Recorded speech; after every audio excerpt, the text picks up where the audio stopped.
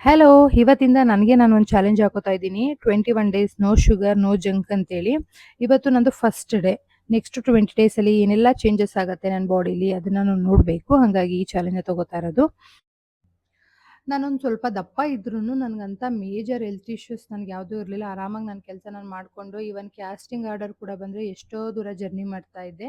ಅಷ್ಟು ಹೆಲ್ದಿಯಾಗಿದ್ದೆ. Even skin problem ಆಗಲಿ ಯಾವುದೇ ರೀತಿ ಪ್ರಾಬ್ಲಮ್ಸ್ ಇರಲಿಲ್ಲ. ಅಪರೂಪಕ್ಕೆ ಒಂದೊಂದ್ಸಲ ಜಾಯಿಂಟ್ ಪೇನ್ ಬರ್ತಿತ್ತು. ಒಂದ್ಸಲ ರ್ಯಾಂಡಮ್ ಆಗಿ ಬ್ಲಡ್ ಮತ್ತೆ ಯೂರಿನ್ ಟೆಸ್ಟ್ ಮಾಡಿಸ್ಕೊಂಡೆ. ಅದು ನಾನು ಇಂಟೆನ್ಷನಲಿ ಮಾಡಿಸಿಲ್ಲ. ನನ್ನ ಫ್ರೆಂಡ್ ಮಾಡಿಸ್ತಾ ಇದ್ರು.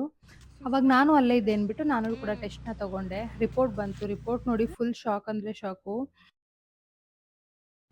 ಎಷ್ಟು ಆರೋಗ್ಯ ಹಾಳು ಮಾಡ್ಕೊಂಡಿದ್ದೀನಿ. ವಿಟಮಿನ್ ಬಿ12, ಡಿ3 ಕಂಪ್ಲೀಟ್ ನಿಲ್ಲಾಗಿತ್ತು. ಸೊ ಹಂಗಾಗಿ ಡಾಕ್ಟರ್ ಕನ್ಸಲ್ಟ್ ಮಾಡಿ ಸಪ್ಲಿಮೆಂಟ್ಸ್ ತಗೋಬೇಕು. ಅದಕ್ಕಿಂತ ಮುಂಚಿತವಾಗಿ ಸ್ವಲ್ಪ ಹೆಲ್ತ್‌ನ ಬೆಟರ್ ಮಾಡ್ಕೊಂಡು ಹೋಗೋಣ ಅಂತ ಹೇಳ್ಬಿಟ್ಟು ಈ ಚಾಲೆಂಜ್‌ನ ತಗೊಂಡಿದ್ದೀನಿ.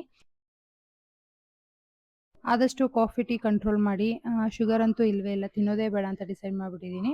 Next healthy food. ಬೆಳಗಿನ ಬ್ರೇಕ್‌ಫಾಸ್ಟೇ ಆಗಲಿ, ಮಧ್ಯಾಹ್ನ ಲಂಚೇ ಆಗಲಿ, ನೈಟ್ ಡಿನ್ನರೇ ಆಗಲಿ ಆದಷ್ಟು ಹೆಲ್ದಿಯಾಗಿ ಮನೆ ಊಟನೇ ತಿನ್ನೋಣ ಅಂತ ಅಂದ್ಕೊಂಡು ಈ ಚಾಲೆಂಜ್‌ನ ಕಂಪ್ಲೀಟ್ ಮಾಡಬೇಕು ಅಂತ ಅಂದ್ಕೊಂಡಿದ್ದೀನಿ. ಇವತ್ತಿನ ಫಸ್ಟ್ ಡೇ ಹೀಗಿತ್ತು. ಇದೇ ಥರ 20 ಡೇಸ್ ಹೇಗಿರುತ್ತೆ ಅಂತ ನಿಮ್ಮ ಜೊತೆ ಶೇರ್ ಮಾಡ್ಕೋತೀನಿ. Thank you for watching.